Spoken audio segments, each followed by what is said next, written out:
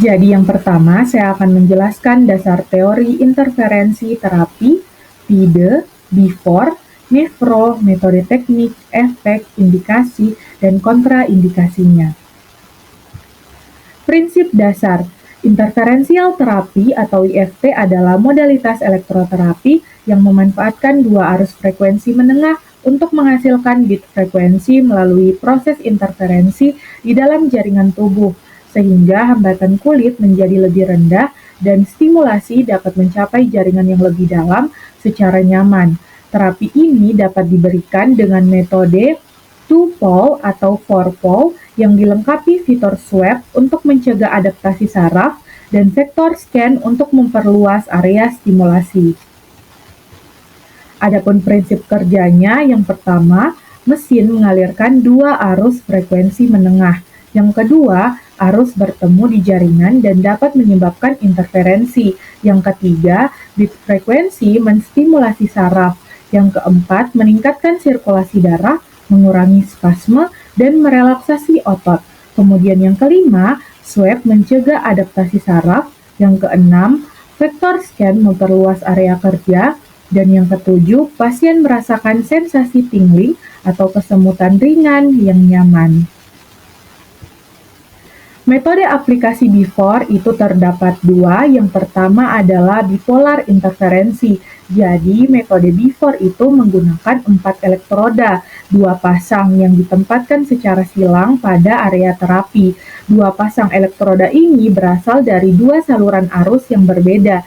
Tujuannya adalah agar arus listrik dari 2 saluran tersebut saling bertemu dan berinterferensi di jaringan target yang berada di antara keempat elektroda tersebut, membentuk zona medan interferensi yang lebih dalam dan luas dibandingkan teknik 2 elektroda biasa atau bipolar. Nah, adapun langkah-langkah bipolar itu yang pertama, kita mempersiapkan area dan elektroda, kemudian pengaturan mesin dan parameter terapi, serta sensasi selama terapi yang diterima oleh pasien. Kemudian ada metode aplikasi quadripolar atau yang kedua dari metode aplikasi before. Nah, adapun dia itu langkah-langkahnya yang pertama, persiapan area dan juga elektrodanya, kemudian pengaturan alat dan parameternya, serta yang terakhir yaitu pelaksanaan terapinya. Lanjut ke frekuensi spesifik atau FIDE, yang dimana F atau frekuensi adalah berapa cepat arus listrik berdenyut di dalam tubuh. Pada IFT, frekuensi terapi ditentukan oleh hasil AMF atau amplitude modulate frequency dengan rumus F1 dikurang dengan F2.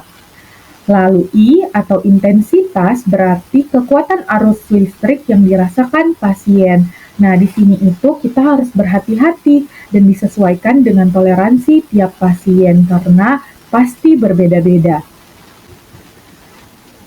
Lanjut ke D atau durasi, yang dimana artinya berapa lama terapi dilakukan dalam satu sesi. Biasanya antara 10-20 menit per sesi ataupun 10-15 menit.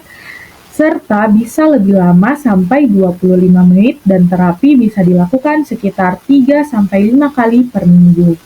Lalu yang terakhir yaitu E atau evaluasi, dilakukan setelah terapi selesai untuk melihat apakah terapi berhasil atau belum.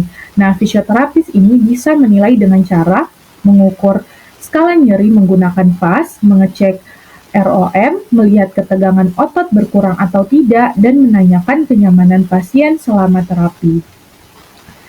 Kemudian ada frekuensi spesifik atau nefro yang terbagi atas beberapa. Yang pertama, depolarisasi saraf oleh arus, kemudian fenomena asinkron, kemudian efek Gleitmeister, kemudian akomodasi saraf dan fetish, lalu efek utama IFT pada sistem saraf dan saraf yang dapat distimulasi oleh IFT itu sendiri. Lalu efek interferensi terapi terbagi atas dua, yaitu efek fisiologis dan efek terapeutik. Adapun efek fisiologis itu normalisasi ortosimpatik, relaksasi otot, dan vasodilatasi. Sedangkan efek terapeutik yaitu mengurangi nyeri, mengurangi spasme otot, dan meningkatkan sirkulasi darah. Nah, ada juga pengaturan frekuensi atau sweep mode. Nah, sweep mode ini adalah pengaturan pada terapi interferensial yang membuat bit frekuensi itu naik turun secara otomatis dalam rentang tertentu untuk mencegah akomodasi saraf dan menjaga efektivitas terapi. Adapun tujuannya dia itu untuk mencegah terjadinya akomodasi saraf sehingga efek terapi itu tetap optimal sepanjang sesi, terutama dalam pengurangan nyeri, relaksasi otot, dan peningkatan sirkulasi. Lalu ada yang namanya sweep pattern atau skalanya yang dimana 1/1 itu untuk akut, kemudian 6/6 itu untuk kronik, kemudian 1/30 itu untuk kronik juga tetapi lebih fokus ke relaksasi otot. Kemudian yang terakhir ada juga yang namanya sweep style yang dimana dia ini terbagi atas 3. Yang pertama continuous sweep, dia ini frekuensi naik turun secara halus, lalu step sweep berubah per loncatan, dan yang terakhir yaitu alternating sweep, yaitu lompatan langsung dari min ke maksimum. Indikasi kondisi yang diobati ada beberapa. Yang pertama keluhan nyeri, misalnya pada otot, tendon, ligamen, kapsul sendi, dan saraf.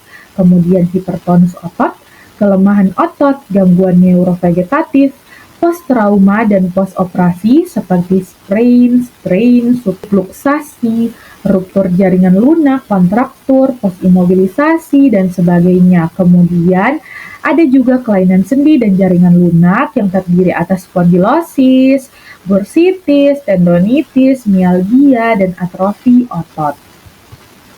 Terakhir kita masuk ke kontraindikasi atau kondisi yang dilarang. Di sini yang pertama itu punya pacemaker atau alat listrik dalam tubuh, punya masalah jantung serius, terdapat kanker pada bagian yang diterapi, sedang hamil, terdapat infeksi, sedang perdarahan, kulit luka, ada gumpalan darah, punya riwayat kejang, hingga kulit mati rasa sehingga tidak bisa merasakan rangsangan listrik dengan aman.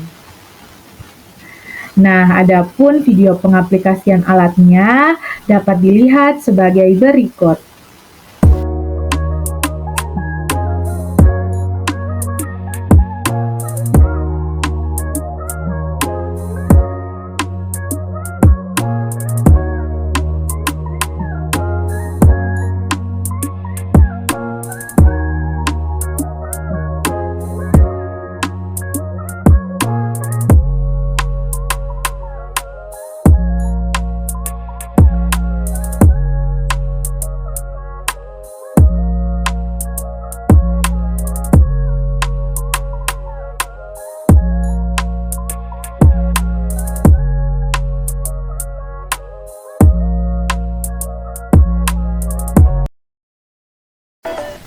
Pertama, siapkan elektroda dan pastikan permukaannya itu tidak rusak. Kemudian, siapkan kabel channel 1 dan channel 2. Periksa apakah kabel tidak patah, terkelupas, atau longgar. Pasang kabel ke port output alat sesuai warna atau labelnya.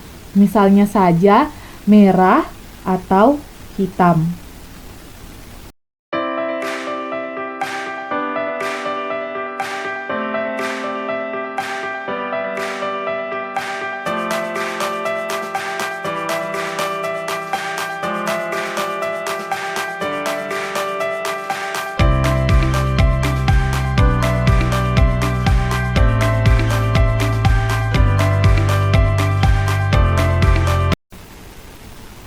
Langkah selanjutnya adalah kita mengambil kabel dan menghubungkan kabel tersebut pada alat interferensi terapi.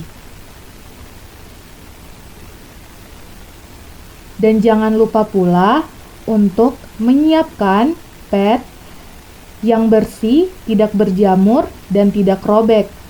Basahi pad dengan air, peras sampai lembab merata atau tidak menetes, dan letakkan pad pada masing-masing elektroda yang berjumlah 4.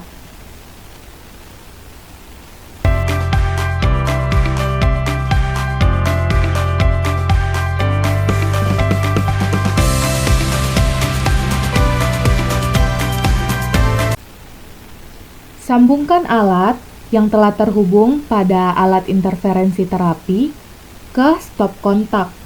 Jangan lupa nyalakan alat dengan tombol on, amati apakah lampu indikatornya menyala, panel responsif, tidak ada bau gosong atau suara aneh yang keluar. Pada saat monitor tertampil, kita pilih elektroterapi,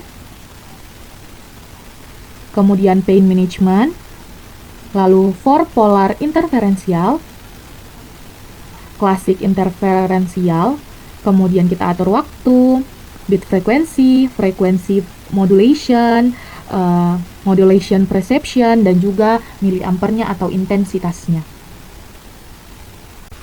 Langkah pertama yaitu persiapan pasien, yang dimana kita menjelaskan prosedur singkat agar pasien tidak cemas. Kemudian kita pastikan pasien melepas aksesoris logam, lalu atur posisi pasien nyaman dan stabil. Di sini saya mengatur dengan posisi prone. Kemudian kita mengekspos area terapi dengan privasi yang tetap terjaga. Lalu pastikan tidak ada luka terbuka, infeksi atau iritasi berat. Bersihkan kulit, pastikan kulit kering dan bebas dari lotion atau minyak. Kemudian kita nyalakan alat, lalu melakukan tahap-tahapan seperti tadi pada monitor alat. Setelah kita mempersiapkan alat, menentukan waktu, kemudian frekuensi, dan sebagainya.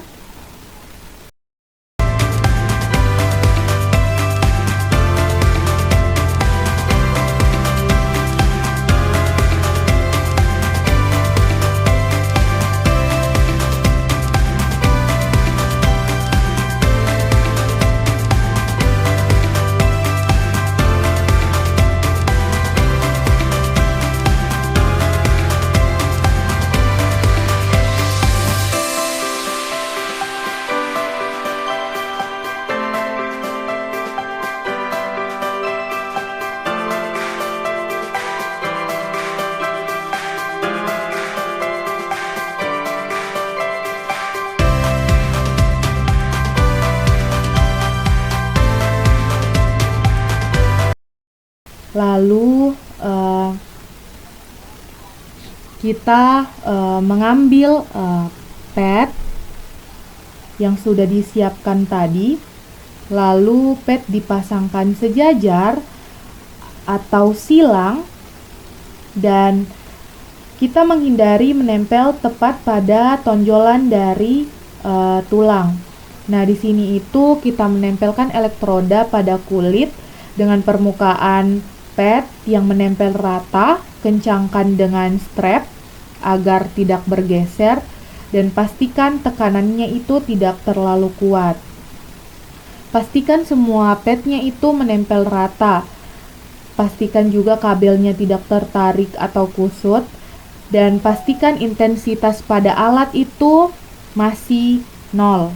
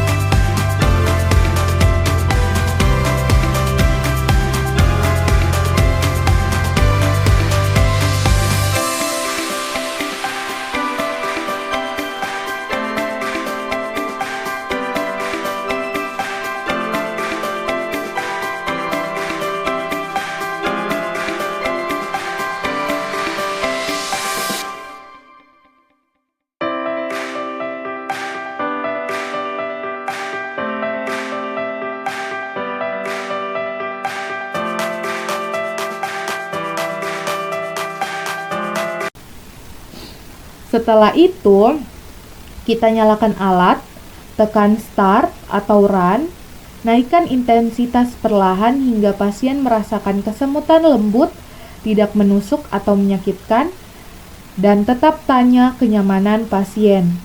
Observasi posisi elektroda juga penting agar tidak lepas. Pastikan pasien tidak mengalami rasa panas, terbakar, atau nyeri tajam. Lakukan pemeriksaan subjektif setiap beberapa menit.